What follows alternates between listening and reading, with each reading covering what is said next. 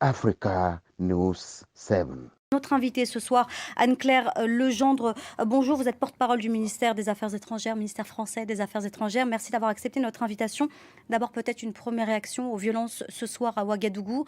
On sait, il y a un institut français qui a été attaqué. Il y a un début d'incendie au moment où on se parle. Quelle est votre réaction ? Nous condamnons fermement toutes les violences contre nos emprises diplomatiques. Il y a en effet des manifestants hostiles, manipulés par de la désinformation, qui ont pris à partie notre ambassade. Et il y a eu aussi des vandalisations sur le site de l'Institut français de Bobo Dioulasso. Ça fait suite à ce qui s'est passé il y a quelques heures, c'est-à-dire un coup d'État qui a porté au pouvoir Ibrahim Traoré, nouvel homme fort du pays. Il y a eu ces dernières heures des rumeurs, j'ai envie de dire, sur une possible ingérence de la France. Non mais soyons clairs, la France n'a aucune implication dans ce qui est survenu en Burkina Faso depuis hier soir. Nos forces armées sont dans une base, dans un camp militaire et n'ont aucune implication dans la vie politique burkinabé. Elles sont là dans le cadre de Barkhane, dans le cadre de la lutte contre le terrorisme. Et toutes ces rumeurs sur l'accueil de Paul-Henri Damiba au sein de cette base n'ont aucun fondement.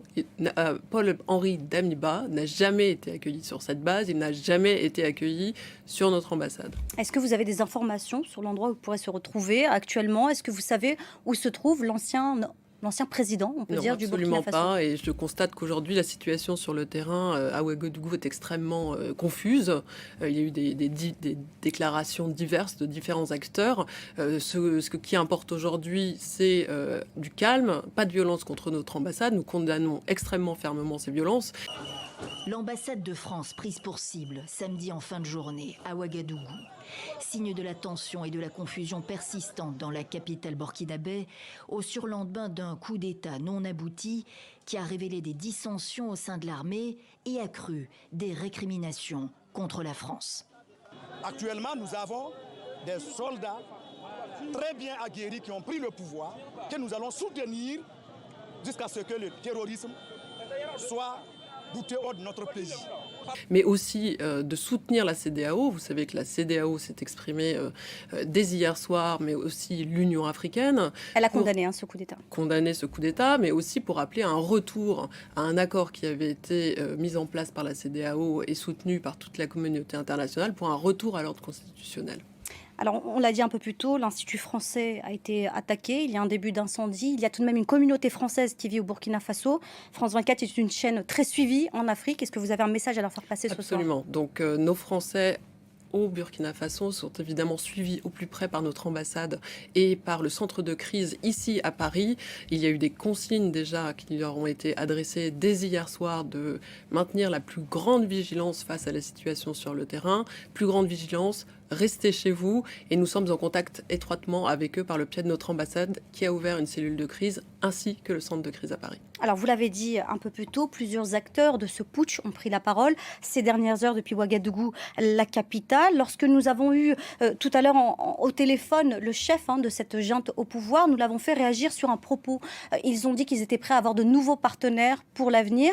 Je vous propose d'écouter sa réponse lorsqu'on lui pose une question sur un possible partenariat avec la Russie et éventuellement avec le groupe militaire Wagner. J'ai l'impression que le communiqué vous fait beaucoup de peine. Non, ne vous inquiétez pas. Les Français ont longtemps été nos partenaires.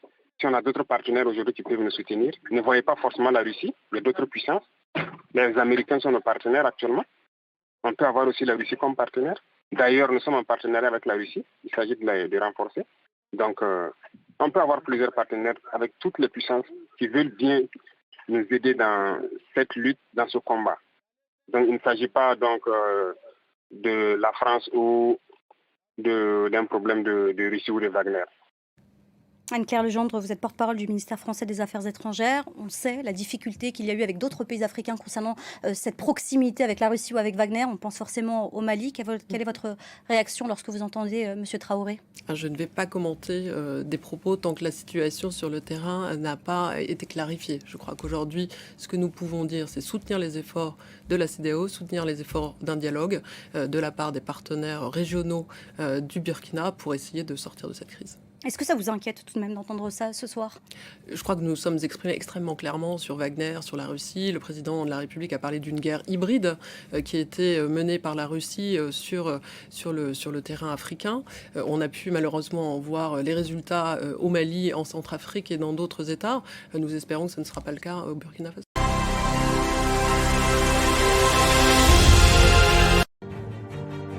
Abonnez-vous pour recevoir plus d'actualités sur l'Afrique et sur le monde. Africa News 7, votre chaîne d'information et d'éducation.